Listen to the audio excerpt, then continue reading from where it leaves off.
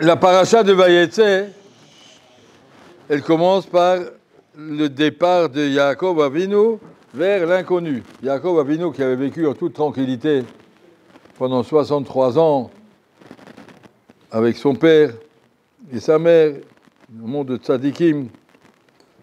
Vayetze Yaakov, il est parti se cacher chez Shem Vayever. Et après, maintenant, à 77 ans, il est prêt pour partir. Et qu'est-ce qui lui arrive à peine il sort? Eliphaz, le fils de Esav, l'attrape et il dit: je dois te tuer. Il a dit: bon, tu me prends tout mon argent. Il a tout pris, tout l'argent. Il a dit: c'est comme si je suis mort. Il m'a tout pris.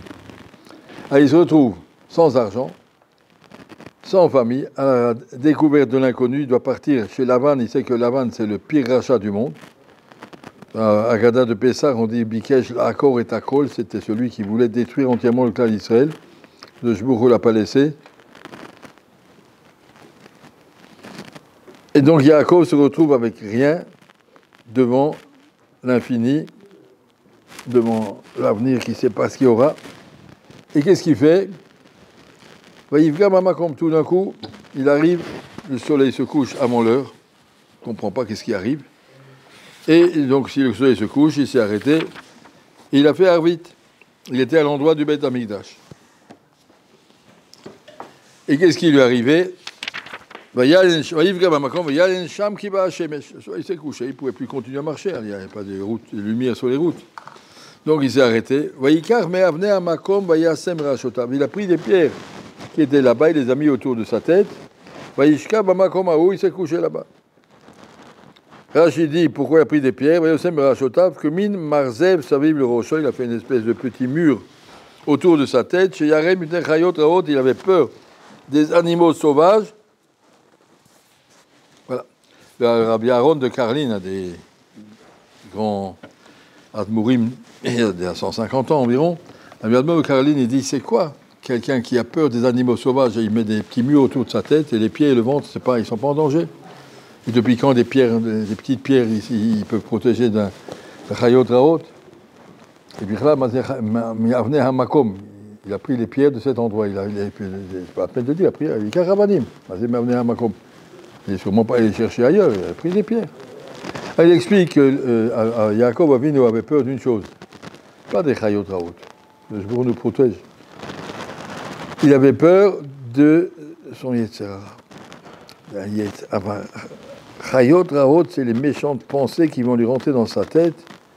Pourquoi que le Jbour me fait ça? Il m'a pris tout mon argent, il m'a jeté de mon Beth Midrash, il m'a envoyé, regarde mon père, on lui a apporté son chidour à domicile, sur un chameau, livré à domicile, retraite recommandée, tout, il reste directement. Et lui, il va partir, il va se faire 14 ans d'esclavage pour payer les femmes qu'il doit recevoir. Il connaît personne, il va tout perdre, il a tout perdu. Il a dit le Teilim, mais Aïn Yavo Ezri, d'où je vais m'en sortir? J'ai même pas de quoi payer une tabac pour faire un kiddushin. Ishmael était parti avec des bijoux tout plein d'or et d'argent. Moi, je pars vite, j'ai plus rien. Comment affronter l'avenir quand on est comme ça? C'était ça qu'il avait peur. Il avait peur qu'il va se poser des questions sur Akadosh Baruch Hu. Mais pourquoi tu me fais ça? Qu'est-ce que j'ai fait de mal? Pourquoi ça m'arrive ça? Qu'est-ce que j'ai fait? C'est ces questions qu'un homme ne se pose pas. Comme il dit les Chassidim, Lama, Yomru Agoyim. Un juif, il ne dit pas Lama. Il y a Akadosh Baruch Hu, c'est toi qui m'envoie, c'est bien. Je ne sais pas pourquoi, mais je n'ai pas besoin de savoir pourquoi. Hachem, il sait pourquoi. Tu vois qui dit Lama, Yomru Agoyim. Et c'est ça les pierres qu'il a mis autour de sa tête. Quelles pierres? Ah, Makom, il savait que les pierres, les difficultés qu'il a dans son chemin, ça vient d'Akadosh Baruch Hu, ça ne vient pas par hasard. Si c'est arrivé qu'on lui a pris son argent, si c'est arrivé que tout d'un coup le soleil se couche au milieu de rien, qu'est-ce qui arrive, qu'est-ce qui m'arrive et tout, si c'est arrivé que sa vie elle est devenue complètement perdue, Akadosh Baruch Hu a fait ça, il sait pourquoi. Alors il a pris ces pierres-là, et Yassem Rachotav, il les a mis autour de sa tête doit réfléchir, il s'est réfléchi, je suis dans les mains d'Akadosh Baruch Hu, et Akadosh Baruch Hu, il sait mieux que moi ce qui est bien pour moi. Vayishkav, Bamakom, Aou, il s'est couché, Bamakom, sous la protection d'Akadosh Baruch Hu. Ça, c'est comme ça que le Rav Aaron Karlin explique ces psukim. J'ai lu une lettre, entendu une lettre, j'ai lu aussi d'une lettre du Admor Klausenburg. Admor Klausenburg, il écrit une lettre comme ça. J'étais à Auschwitz, j'ai perdu ma femme et 11 enfants, entre 22 ans et 1 an, tous mes enfants. J'ai perdu ma mère et tous mes frères et sœurs, tous ensemble là-bas. J'ai perdu mes beaux-parents, tous les frères et sœurs de ma femme. J'ai perdu toute ma Keïla. Plus rien. J'étais seul, perdu. Et après, Auschwitz, ils m'ont emmené à Dachau, un autre camp encore plus dur. 2 fois, ils m'ont mis devant un peloton d'exécution et 2 fois, j'ai été sauvé à la dernière seconde. Et à la fin, il a terminé la guerre, vivant tout juste, et il est reparti. Et il a dit, pouvez-vous m'expliquer le chesed d'Akadosh Baruch Hu ? Qu'est-ce que j'ai fait pour mériter ça ? Après la guerre, j'ai reconstruit ma yeshiva. Je me suis remarié, j'ai des enfants Talmidei Chachamim, des gens Talmidei Chachamim. Je me suis remarié, j'ai construit une keïla entière à Natania, un hôpital à Natania. J'ai reconstruit le Daf Hayomi, c'est lui qui avait fait Kol Daf. Le premier show Daf Hayomi, le premier Kbutza Daf Hayomi, c'est lui. J'ai tout eu, que le monde m'a tout donné. Pouvez-vous me dire par quelle mitzvah, je demande souvent, quelle mitzvah j'ai fait pour mériter une telle chose ? Hachem m'a tout pris. Pourquoi il m'a tout redonné après, beaucoup plus encore qu'avant ? À 50 ans, ce monsieur est reparti à zéro, il s'est remarié, il a reconstruit une quai, il a reconstruit, il a tout. Il est arrivé à faire des choses extraordinaires.